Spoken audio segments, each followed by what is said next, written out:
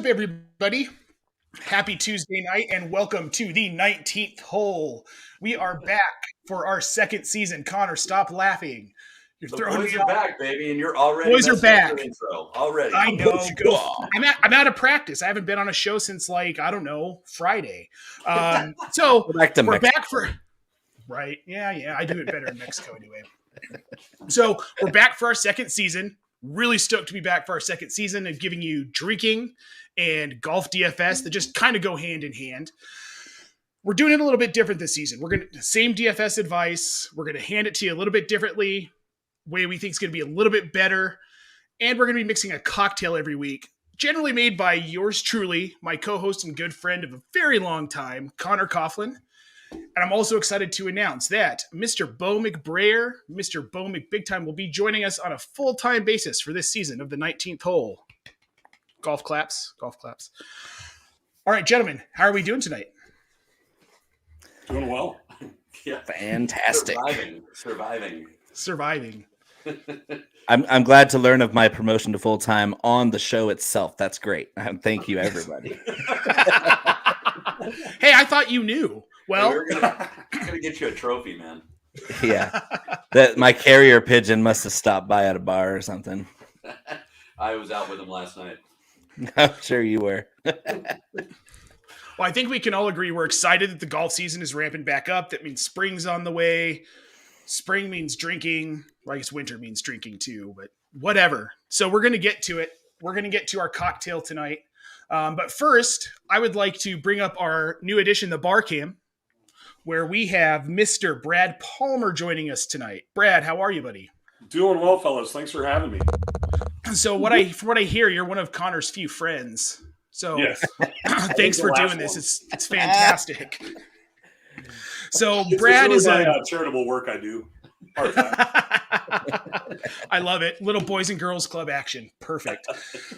So Brad, you are a WSET level 3 taster, educator, general alcohol aficionado, as well as a junior whiskey brand ambassador for Pernod Ricard. Is that correct?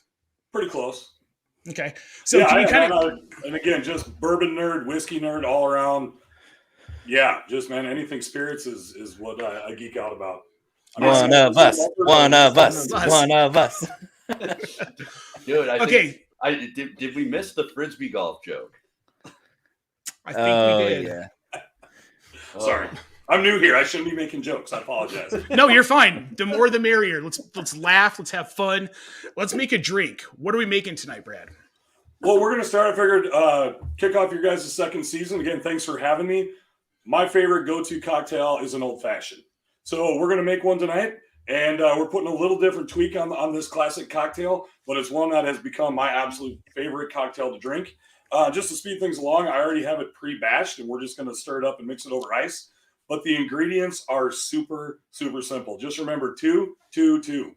We have 2 ounces of bourbon. Tonight we're pouring 1792 full proof. The reason I like pouring full proof in cocktails, or especially old fashions, the higher the proof, the more I like them. The more that the whiskey still stands up with the other 2 ingredients that are in here and doesn't get overpowered. So we're going to start with some 1792. This is from a local bottle shop here in town, JJ's Cigar, Wine, and Spirits. The cool thing about this is Tom goes down here to Kentucky, picks up these amazing bourbon barrels, brings those back here to South Dakota, and then what he does to get our second ingredient in here, he sends those whiskey barrels to our neighbors to the east in Minnesota, and they fill it up with maple syrup. So bourbon and then maple syrup, they pour the syrup out, bottle it up, and that's what we're using for our sweetener tonight in our cocktail. So when I said 2, 2, and 2, we're doing 2 ounces of bourbon. We're doing 2 teaspoons of this barrel-aged maple syrup, and then the last 2 would be for bitters, and that's just 2 dashes. Just takes a little bit. So again, I just blended all those up. We have it in here. Real simple. Then all you got to do, throw your little concoction all over ice here, stir it up a little bit. And again, since all of this is going to be at room temperature, is why we just chill it a little bit with some ice just to get it down to a nice, easy drinking temperature. And then get your nice round cocktail glass. Oh. And Connor's bar is a little lacking, but we'll figure it out. Well, where's his strainer? Does he have a strainer? Dude, so I couldn't find my tumbler. I couldn't find my strainer. I couldn't find my jigger. Couldn't find my bar spoon. I have no idea where any of this stuff is, which you would think, tools of the trade, I would know where these things are. But I'm going to guess that it was a little bit of aftermath from the house party on Saturday night. So some things might have gotten misplaced. And who's surprised? All right, then the final touch here after those 3 easy ingredients is just a peel of orange. So there's kind of 2 schools on this. I'm doing what you do with your orange. I love just the orange peel, and what you really want out of the zest on this is just crack that skin a little bit on there, and you just want, after you get a couple breaks in it, you just rub that around the rim of your glass and drop it in. And it's more for the aromatic touch to it than it necessarily is just the orange flavoring. So then from there, you can either cut your orange up and put an orange wedge on it. It all depends on how sweet you like it. Now, if I'm mixing it with just regular bar syrup or simple syrup, I will throw a wedge on there. But because this maple syrup is so sweet, you really don't need all that extra sugar coming out of your orange wedge. So I really just like the zest, just for, again, the aromatics on it once you get it in the glass. And we're using an orange cream bitters as well tonight. So like there's a bunch of different bitters you can pick up, at any of your bottle shops. And, sometimes messing around with some of the flavored ones is kind of fun. It gives you a little bit of a twist on a classic drink. So yeah, man, you're right. They do barrel-aged bitters. They make orange bitters. There's plum bitters, cherry bitters, all those things. You kind of just design your own cocktail then with how you like it. Or if you find this works, you want to try something new, like Connor said, you'll find a different flavor. And just those 2 little dashes of bitters in here can totally change your cocktail and just the flavor profile of it. Yes. So again, simple, guys. 2, 2, and 2. Awesome. So Brad, thank you for that. New technique for me, doing the mix in the glass, because I usually just make it in the glass. We're just trying to be a little bougie here tonight. Oh no, I love it though, honestly, I think that's going to be my new go-to. I think the thing is, if I'm making these at home for myself, I'm more than likely just hand pouring all of this, going, looks good. But that being said, too, also for cocktails, I know when you're younger and you go to the bar, which we're obviously not anymore, but you're like, oh man, pour me a drink and make it strong. When you're making these cocktails, you want it to be balanced. And that's the important part of having a good cocktail, is everything is balanced. If you start dumping 4 ounces of whiskey in here, then that's all you're going to taste. There's a reason that all of this works together, and it's all about balance. So that 2, 2, and 2 is really important. If and since this drink is basically all alcohol, because there really isn't much of the maple syrup in there, so you're pretty much just drinking a straight glass of alcohol. So again, we have a nice big round ice cube there. If it wasn't, this glass, there isn't a whole lot in this glass. And especially like when I do charity events, other than hanging out with Connor, when I do events, you pour someone a drink and they get a half a glass, I'm like, oh man, fill it up. And you're just like, dude, you do not need that, because it is just all alcohol. So you do kind of have to be careful, again, with the high proof. This one's 125, so they can sneak up on you pretty quick if you're not careful. They can. But yeah, man, all things in moderation. So, Bo, in your old fashioned, you have a special syrup.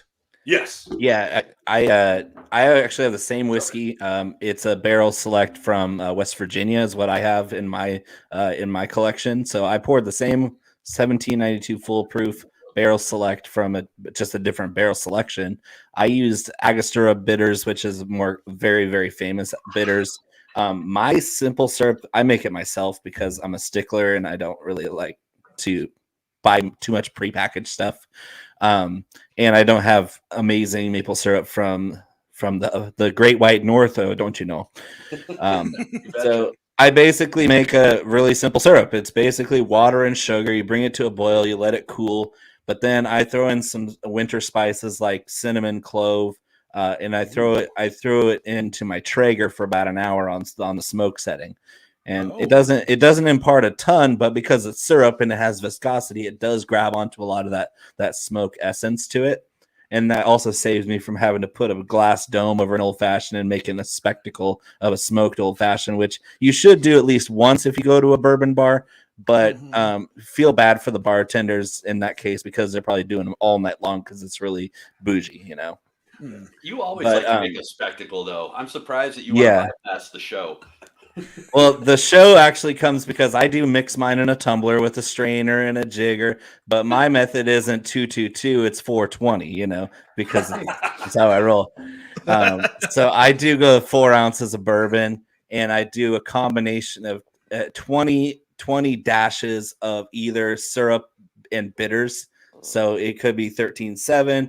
That's usually my thing. It's just like, instead of just measuring out teaspoons, I'm just going shake, shake, shake, shake, because I'm just kind of going really fast, and I'm just throwing it all together. It's a really fast drink to make.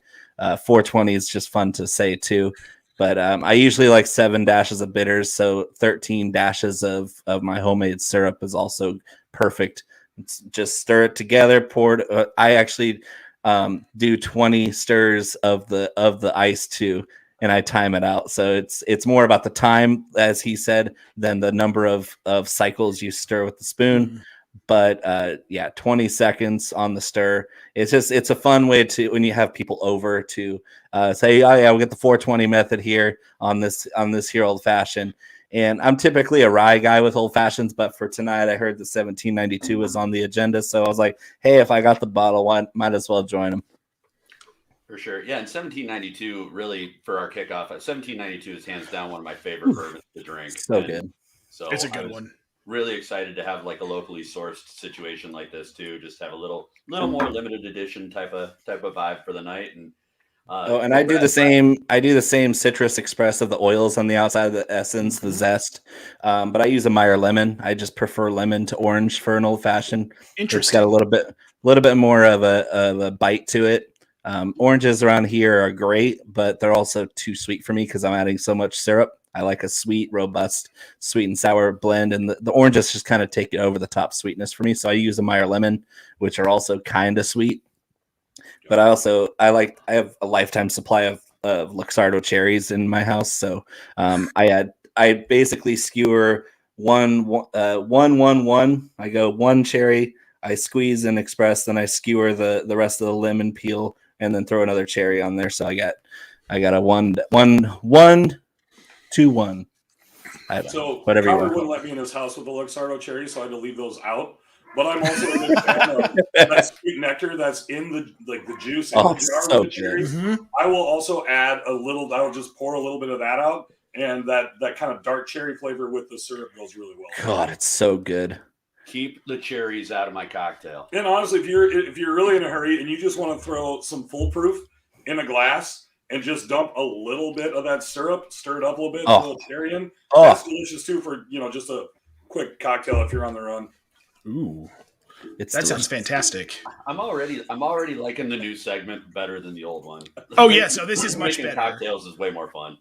But no, it's you guys. We'll be seeing a lot more of Brad. Hopefully, absolutely. And you guys want to get into some golf? Yeah, I think we should get into some golf. I didn't finish my cocktail before we started the show. I know, right? Like, I still have a fair amount of mine left. Now, some of that's melted ice, but because I forgot to throw my big ball ice cubes in the freezer today. I'm just happy that you're actually drinking with us today, Nate. I was worried you were going to show up with a vitamin water. This isn't Sunday morning at 10. I have a kid. I can only do so much drinking, man. I always drink at these shows. All right, let's talk about some Waste Management Phoenix Open, guys. It's here. The golf season is here. We're back, which I'm really stoked. We still have one more DFS tailgate show too, so I'm going to be seeing a lot of you guys the next couple of weeks. So it's the 2022 Waste Management Phoenix Open at the TPC Stadium course. I don't really know what that means other than it's a course, but I did some research. I play a lot of golf. I'm just here to have fun with you guys. You guys are the golf experts. I give no golf advice. I'm here because I'm pretty. Just for anybody new who's watching, I'm only here because I'm pretty, and only because that what Seth told you? I'm pretty. Well, I know everybody lies to me. They don't want me to feel bad. Okay, so this is a 7,261 yard course. That is long. I know that from golfing. It's par 71, mostly Bermuda grass. The weather's supposed to be gorgeous this weekend. We're looking at like upper 70s to low 80s. Pretty much no wind. I think the highest wind speed predicted was 10 miles an hour. I think that's on Saturday. That's not going to be a factor. But as always, it's Arizona. It's dry. It's hot. So greens are going to be running fast. Fairways are going to be running fast. With this course specifically, there's a lot of the deep bunkers. We've got a lot of water hazards, and they're not going to be fun. But if they can stay out of them, it sounds like this shouldn't be a bad weekend for most of these players. How did I do with my research, guys? That's pretty good, Nate. All right, here we go. Yeah, I mean, 7,200 for tour stands is actually really short, but we'll look past it. Well, yeah, but I'm not on the tour. So thank you, Gary. Thank you. I appreciate it. Gary, you got a little something on your Gary, friend of the show, my friend. We love Gary. So yeah, no, I mean, I think you broke it down pretty good. The things that I always find interesting about this course is, one, there's a fair amount of bunkers. Obviously, we're in the desert. The desert does come into play a little bit. Right. There's a fair amount of water hazards. The other thing that I always think is kind of interesting is that this course plays. At least I think it should play easier than it usually does. There's really not a whole lot of. We talk a lot about rough being up and being kind of penal on a lot of these tournaments we're going to talk about. This is not the case here. Like you mentioned, the course is at elevation. So, generally speaking, the ball is going to fly about 8 to 10% farther. It's 18? I didn't know. Actually, I'm just learning this. Phoenix is 1,000 feet above sea level. This is Scottsdale too, so it's even higher. We'll add about 4,000 feet to that, and we'll talk anyway. Well, right, but for golf, yes, no, definitely the ball flies differently, 100%. Yeah. So yeah, to me, it always surprises me that it plays more difficult than what I think it should on paper. I guess is where I'm going with that. Fair. Mm-hmm. Yep. It really does. It plays a little tougher because it is an atmosphere that's unmatched on the tour. They're the biggest crowds by far. So there's a lot of added pressure, especially if you're in one of the main groups. If you're on a featured group with a star golfer like John Rahm, who's also a local favorite for being an Arizona State grad, you're going to have massive crowds. They have almost over 1 million people come through there over the 4 days. It's insane crowd size, especially on the 16th hole, which is the stadium hole, a signature hole, par 3, where there's 50,000 people huddled around this one short par 3. And they get rowdy. And if you've ever been on a golf course with nobody around, it's already nerve-wracking. Yeah, right. Especially like last couple of years where the crowds were way smaller or non-existent, and now you're going to bring back massive crowds to Arizona. This is the pressure gets to these guys. So a lot of these guys are unflappable, but most of them don't have the experience with this kind of gallery size. And so the nerves play a bigger part on this course than anything. I mean, with a crowd that large, I get it. It makes sense. And everything I read is this is like the party to start the season. So, and what better place than Phoenix, and what better company than Waste Management? Trash company. Somebody's got to clean up after the party. So, okay. Arizona State's known as Ball So Hard University. I mean, according to T. Sizzle, Terrell Suggs, I mean, you have a lot of famous alumni there at Arizona State. And they all come out to play. Like the beers are cheap. It's hot. They're going to be drinking a ton, and it's a bunch of college kids that are out there. And that's the best part is they don't have to know anything about golf to have a good time. But a lot of these players really do get into the vibe of the place, and it becomes a ton of fun. That's one reason why some of these local guys are going to be favorites for me. That makes sense. That absolutely makes sense. It's like you're playing for your hometown crowd. So, right. Yeah. Okay. So the only notes I really have on the history here is that Kopka's won it twice. Brad Kopka's won it twice. 2001, 19 under.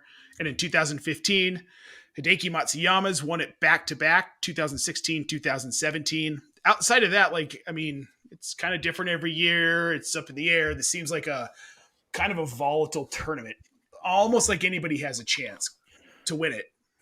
Yeah, and I totally agree with that statement. Actually, I think that this is a setup where any skill set really can do well here.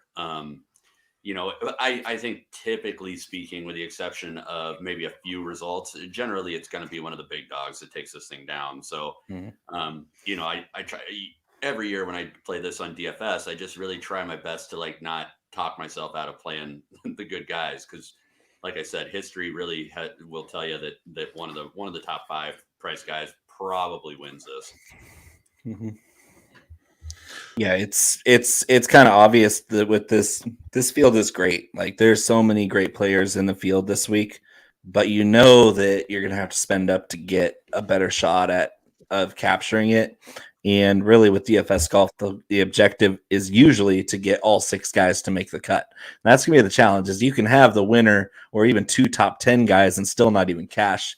And so you're going to have to do 2 things really well this week, and it's going to be really challenging. I'm excited to see what Conor has for his best plays, so I can dice him up a bit.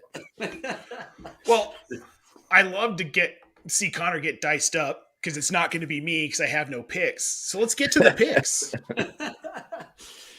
So eventually, future state here. We've kind of redesigned the show a little bit. We're working on getting our drops in place and all that stuff. But we're gonna kind of move away from our tier system we did last year. We're really gonna focus more on just giving you good plays, and hopefully they're consistently good. We'll see. But that being said, I probably will try and work our way down the pricing, not jump around too much. And that kind of brings me right into the guy I like a lot this week, which is Justin Thomas. And a lot like John Rahm that Bo's going to bring up. I mean, Justin Thomas is he's got the full skill set. He's looked good. He's put up some really good numbers lately. Some of the things that I really looked at this week in terms of skills that I did want to target, obviously his approach game, great iron player. The key proximities on this course, most of the second shots are coming in from about 150 to 175 yards. And that being said, Justin Thomas is in the top 5 in this field for that. And then opportunities gained, which is that proprietary statistic that we get off Fantasy National. Justin Thomas is actually number 1 in the field for that. So that's basically where you're getting yourself within 10 feet of the hole on your approach shots and giving yourself a chance at making birdies. And so I really, really like that. And then, probably the biggest thing that we're all here for playing DraftKings golf is you got to score points. And Justin Thomas is the second highest point scorer in this field. So that's my first one. Points. Yeah. So I do love John Rahm. He's at the top of the price spectrum. The gap is much smaller on FanDuel. It's 12,100 to 11,900, where Rahm's only 200 more than Thomas on FanDuel. So I'll even more heavily favor Rahm on FanDuel. But on DraftKings, they're 600 apart on a $50,000 scale. That's a pretty big gap. I love JT. I just love Rahm more. Rahm's all around game is just it's perfect. This guy doesn't have a weak spot. Back in the day, his weakness used to be his emotions would get the best of him when he wasn't playing well. Well, not only is he playing well, he's the number 1 golfer in the world, but he's also got everything under wraps. He's been almost just a picture of stability the last year and a half.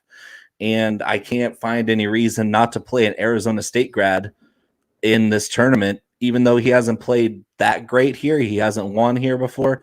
He's still the best golfer in the world. He's still the top on the price scale, which does offer some mitigation of chalk. I'm looking to play the best golfer in the world at his old stomping grounds. He's played this course hundreds of times, and he's going to play up to that crowd. That crowd's going to love John Rahm. And I really think that he's going to be in the top 5 of this tournament. And I'm just going to have to find value elsewhere, especially if I'm spending up. And I believe DraftKings is kind of tossing us a bone here because a lot of these guys that were priced up last week for Pebble Beach got marked way down, almost $1,000 on a lot of these guys. So I'm really ready to spend up and go stars and scrubs. And it should be easier than it was last week. Yeah, and I don't get me wrong by any means. I love the John Rahm play too. I mean, I'm going to have probably equal parts of both these guys. And I like the narrative that you're laying out. John Rahm went from being this fiery, kind of just an asshole on the course to now he's like this kind of jovial, fiery guy. Like he's directing the energy in a good way. And to your point, he had a kid. Yeah, well, yeah, that'll do it every time, Bo. Baby swagger is a real thing. So, yeah. So I think to your point, I think being kind of back at home, I think he's going to put on a good show this week. So I don't hate that one bit. The other guy in the 10,000s that I actually like a lot, just as a general statement, and I'll talk about him a lot this year.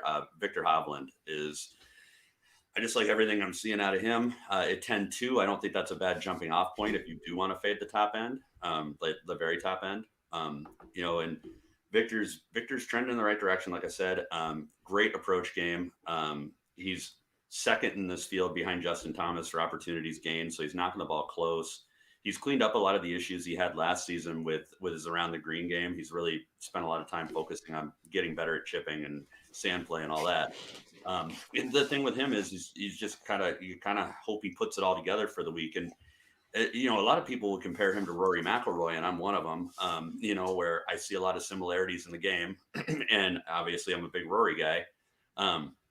But all that being said, very, very similar player profile, and that when they put it all together, they're, two of the best golfers on the planet. And really Victor's a young guy, and we're going to see a lot from him. So. I compare Victor to a young John Rahm. He's not all there upstairs yet. He hasn't developed into that star player that knows he's good yet. His confidence can be easily shaken. So I think, yes, it's a volatile play with a ton of upside with Hovland. I do like him a lot. But I do fear that if he gets off to a bad start, that crowd could turn on him because he is kind of a hothead.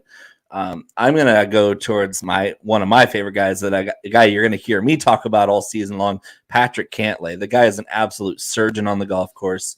His short game is unparalleled. The guy has the best short game on tour. And if you have Patrick Cantlay in your lineup, he's going to be in the top 10. He's going to make every cut. He's going to be on every leaderboard, regardless of course, because that's one thing that travels. If you're playing an 8,000-yard course or a 7,000-yard course, par 72, par 69, it doesn't matter. Patrick Cantlay is going to be there. And this course isn't that hard. And we see Patrick Cantlay, when the courses are hard, he's good at making pars. He avoids bogeys like no other. And when the courses are easy, this guy can ring off 5-6 straight birdies at the drop of a hat. He's raining putts down from all over the place. I just don't see a reason why you can't spend down a little bit to 10-7. And Hovland's great. I'm going to play a lot of Hovland too, but I'm going to be a little heavier on Cantlay because I trust him more. I think Cantlay has a path to be a lock for a cut and then pretty much a dead even lock for a top 10, where Hovland, if he's 80% chance to do both of those things, but that 20% chances he shoots an 81 on Thursday and you're like, uh-oh. Slamming the trunk. The only thing with Cantlay, and I get he is a surgeon on the course. He is a very, very good ball striker, very good iron player. Wouldn't take anything away from that. But the one thing that does concern me a little bit is he's not played here in at least 5 years. I don't know if he's ever played the waste management. And so I do have a little bit of concerns about, again, the atmosphere and the environment.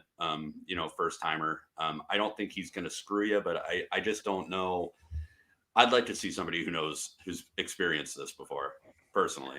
Yeah, and that's one thing that kind of gives me pause. On the other hand, you mentioned something earlier that studs usually win this tournament, and I just like you send it in one ear and out the other. The one little tiny thing that I can process is that recent form matters a ton on this golf course.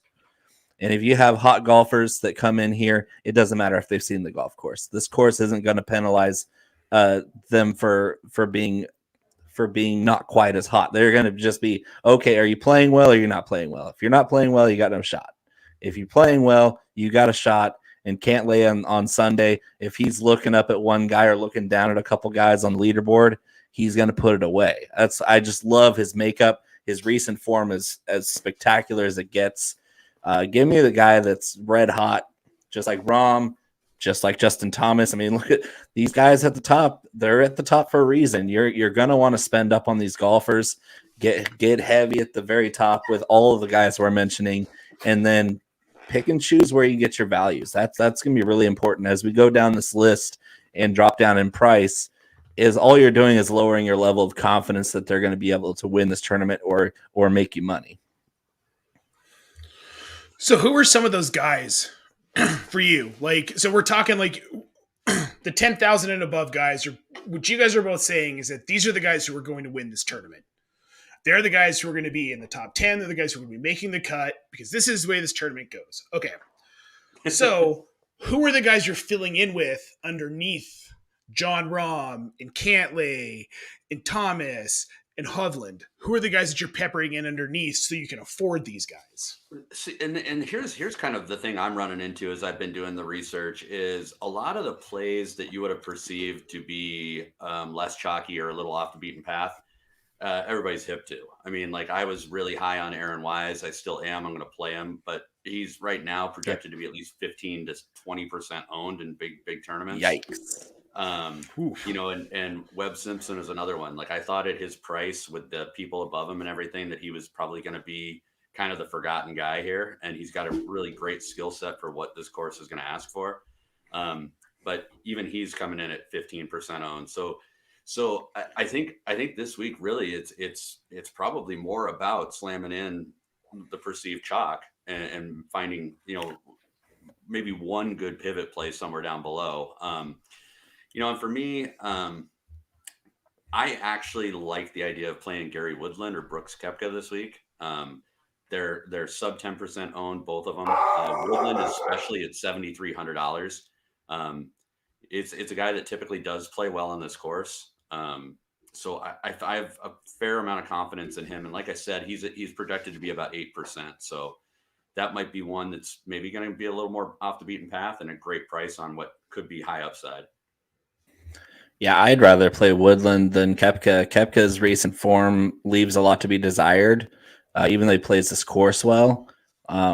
If I'm going to be in that range where Koepka is, I'm going to look to guys that are red hot right now, like Seamus Power. I mean, you can't go wrong with Seamus Power, and I'd rather eat the chalk on Power than take a shot on Koepka, who's kind of struggling right now. And I don't think that Scottsdale's a really get right course. It's going to be like, okay, what have you done for me lately course?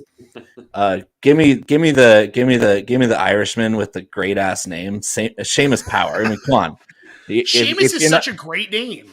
Oh, and my favorite guy that was priced way down this week just withdrew today, Mav McNeely.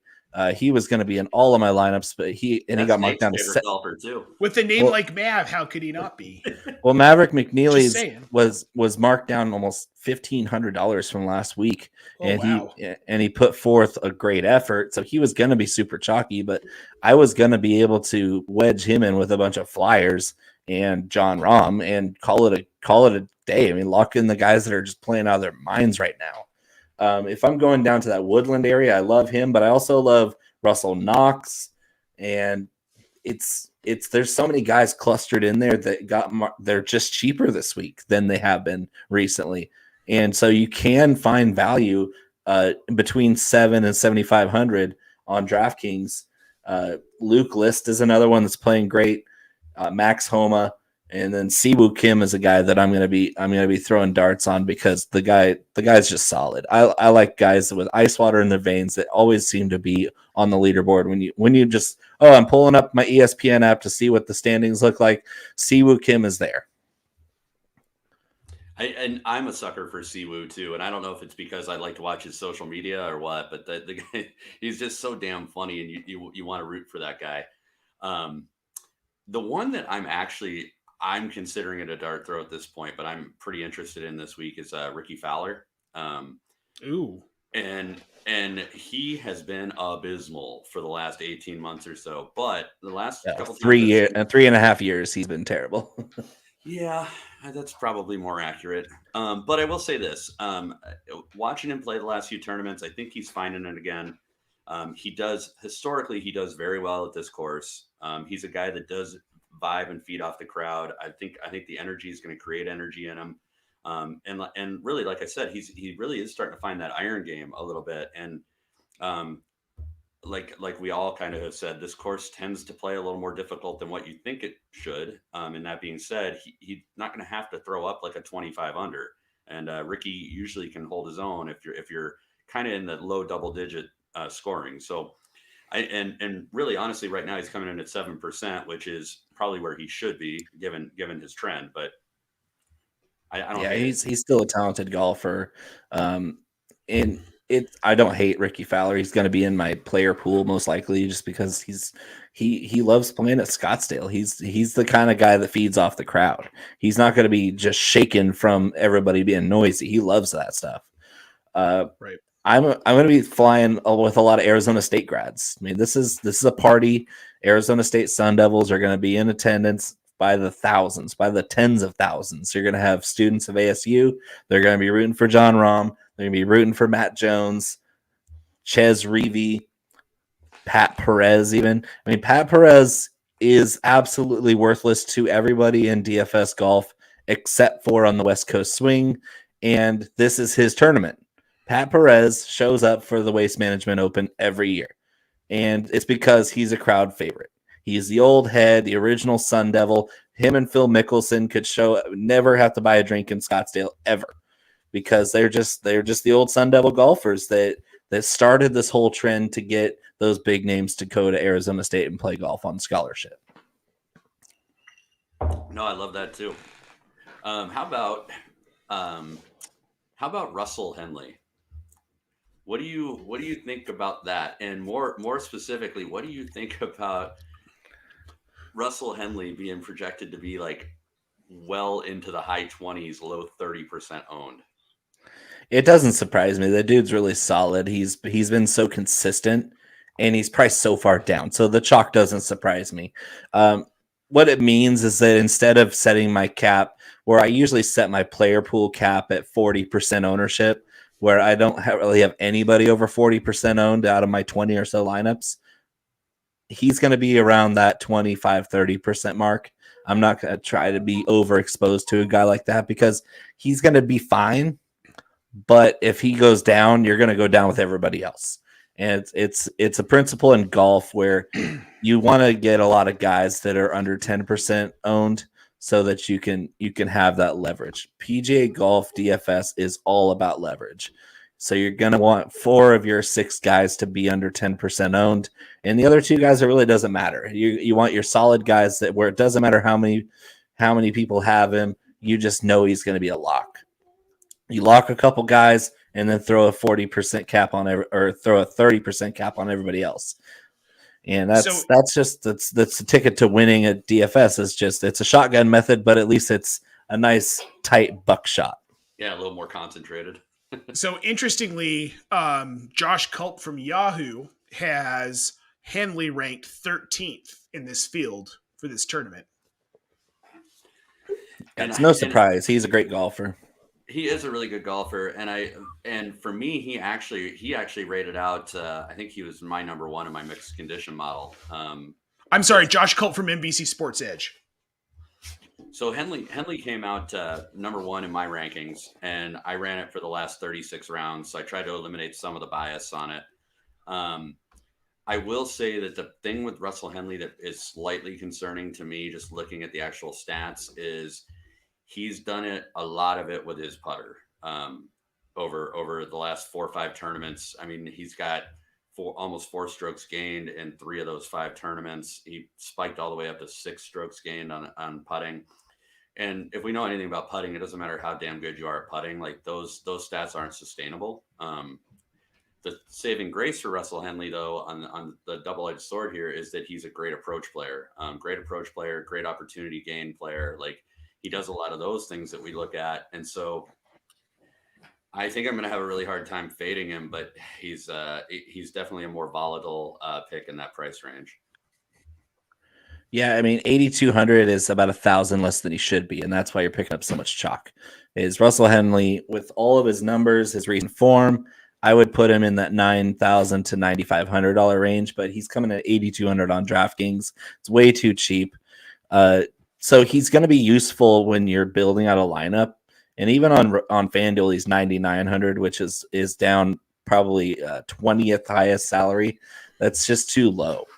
There's a reason why he's chalky, and it's not because he's an amazing play. It's because he's too cheap for how well he's playing. And I'll have him in my lineups, but I'm going to definitely set a cap for what I feel the projected ownership will be at lock, which is probably in that 20-25% range. So what's your probably your deepest throw this week? Like getting deep in the pricing. Oh, I thought you would never ask. Connor beat me to it. It's ready. I like a couple guys down there. It's really hard to say for sure who I'm going to have the most of down at the bottom, but like I said, Ches Reavie at 6,800 is a really appealing one because anybody under 7K is basically a dart throw on DraftKings. And Ches Reavie is an ASU grad. He's going to have the experience on the course. He's going to be a fan favorite. He's not going to feel that same like negative pressure that some of these other guys will. He's going to recognize people that follow him in the gallery. That goes a long way in a PGA golf tournament where you're playing for hundreds of thousands of dollars. Down even lower, I do like Bramlett, who's he's a solid player that when he's hot, he's hot.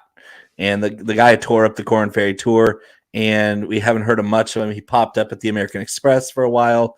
It's just that you're kind of, everybody wanted to play him too, and then all of a sudden he's just like the forgotten. He's on that island with Tom Hoagie, which we pulled him off the island a couple of weeks ago and it paid off, but we didn't get to document that one. But yeah, I played Hoagie when he was the week before he was in contention and won. And then I played him the week after. I didn't play him any times that he was playing well. I was like, oh, Tom Hoagie's a great fit for this tournament. Sucked.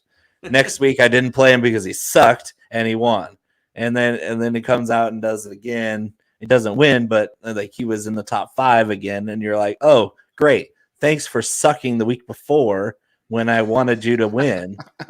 Yeah. So Hoagie's on my shit list because he only wins when I don't play him.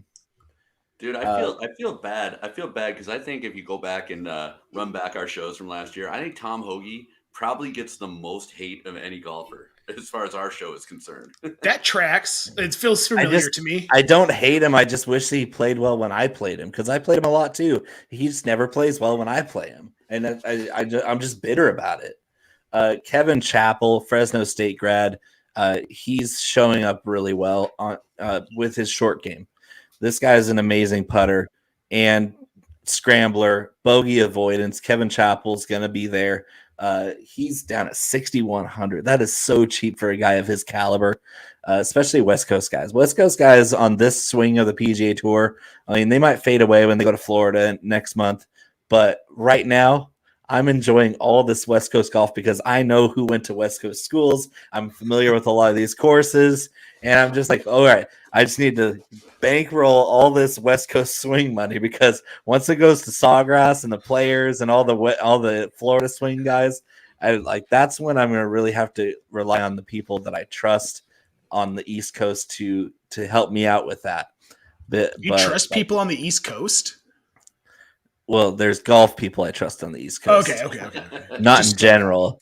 In general, the Florida people. Kidding. We love the East Coast. We love the Florida East Coast. people in general are terrifying to me because Troy King. Yeah, no, dude, I get it. Sam Wagman. You got all these guys in Florida. Billy Wright. Like, there's so many people that are down there wrestling gators for no reason at all. Well, Troy beats the gator every time, though. Every single time. Because he dresses up as a furry woodchuck. That has not been confirmed, nor has it been proven. No, he's moved on to burlap puppets now, so we're good. Somebody has to cut this and send it to him, please. Yes, I hope so. I got a couple, and I'll probably maybe I can get Bo to roast me on a couple of these. But I'm waiting. You put it on T for me. Bo loves to roast. He's the roast king. Let's go. Let's hear it. So Nate Lashley, which is here's the thing with Nate Lashley. He plays better on Bermuda. He plays better on average difficult courses. He plays specifically good at the Waste Management. His last 2 starts here, I believe he was a T17 and maybe even a T3 or something like that. And he's been trending in the right direction. And like last week at Pebble Beach, if you had told me that Nate Lashley would lead the field in strokes gained off the tee and strokes gained approach, I'd have told you were crazy. So I think Nate Lashley at that price point where you're going to need some salary relief, I think there are worse darts to throw. But he is. It's probably the only time of this year that you're going to hear me say play Nate Lashley, but it'll be the last. It'll be the last. I guarantee that. Lashley's like very bottom of my list here. Hey, I'd rather say never. Some of these guys that are down at 6,000 flat, 6,100. I'd rather play them over Lashley because other than Pebble Beach, which has no strings of common like data from Pebble Beach to Scottsdale. We're talking about 0 parallels between the two courses. And he played well at Pebble Beach, or he played well on Monterey Bay or at Monterey Peninsula. He played well at Pebble Beach. He shot 71 at Spyglass. That's pretty impressive. But 71 on the weekend last week, kind of fell from top 10 to top 30. He's not a good golfer. He's going to be a guy that's going to be on the fringe of keeping the top 125 to stay on tour this year. And this is a tournament that it's kind of a tough one for him. Like you're going to see him struggle against good competition. And I just don't like his form. Like other than Pebble Beach, which I said has no strings of parallel with Scottsdale, he's been terrible. The parallel is he was striking the ball well. It doesn't matter what course you're on. He was striking the ball well. And what I'm saying is, historically, I'm never going to talk about Nate Lashley, but each year that he plays here, he does well. And so that's it sounds like a bet is brewing because I think Nate Lashley is going to be at the very bottom of the miscut list. How about Mito Pereira? I actually love Mito because he's marked way down for no reason. This guy was over 8. He was over 8,000 last week and did just fine at Pebble Beach. Like exactly what I expected him to do: make the cut, put up a decent score, make some money. He was in a couple of my cashing lineups last week at 8,200, I think, and he got marked down. Like, okay, thank you for the free money. I will take Mito Pereira all freaking day if you're going to make him cheaper after he has a great tournament at Pebble Beach. I'm with you. And that, as I was going through the pricing, actually, that was one of the ones that jumped out immediately. I mean, why did they drop it so far? It makes no sense at all. I can't figure it out. I really can't. And even when you dial it back to the last 36, like I'm looking at, I mean, the guy is still in the top 10 for. I gotta see what the exact drop was. He went from 8,300 last week at Pebble Beach, finished in. I guess he did miss this 54 hole cut. Yeah. But he finished 25th at Farmers, 29th at RSM, 29th at the HP last year. But he's made 8 out of 10 cuts. He was 8,300 last week, and he's all the way down to 7 flat. Like $1,300 drop. I love some Mito Pereira. Give me some Chile, the Chilengo. Damn. Órale, Chilengo. Vámonos. So I just gotta throw shit like Nate Lashley at you to get you fired up. All right. Oh, Nate Lashley can be thrown in the trash, the waste management bin already. But I'm all about Mito. Give me Mito at 7K over Nate Lashley at 67 all day.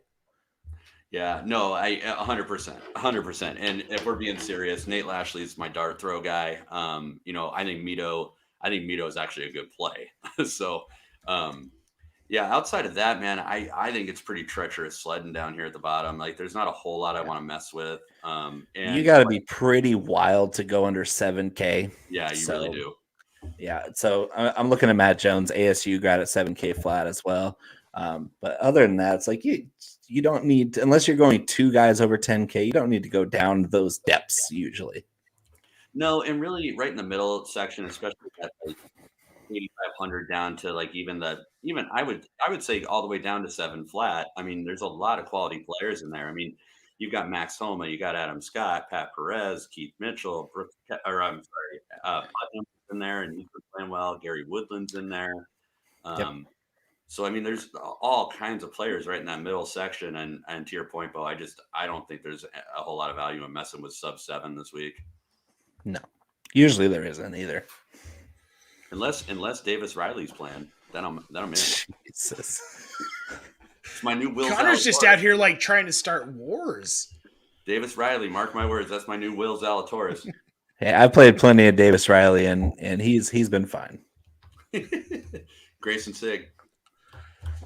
All right, guys. So I think you've given us some plays. I actually feel confident maybe setting a DFS lineup this weekend.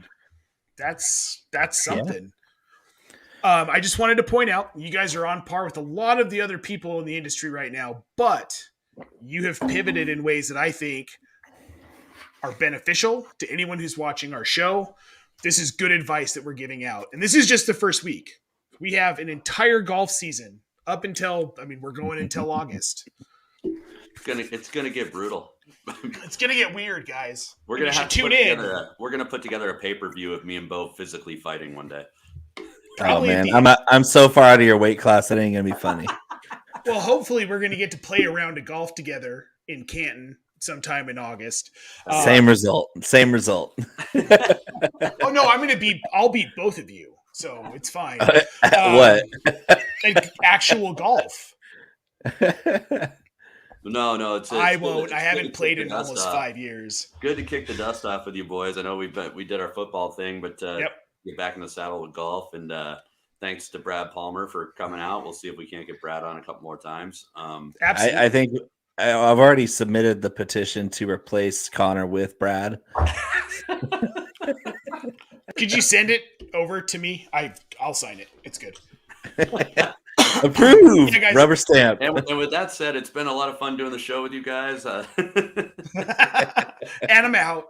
But seriously, thank you everyone who tuned in tonight. Connor, Bo, it's so great to be back with you. Brad, thank you for popping on and giving us a new way to make it old-fashioned and some awesome recipes, some awesome ideas, some awesome plays for this weekend for the Waste Management Phoenix Open.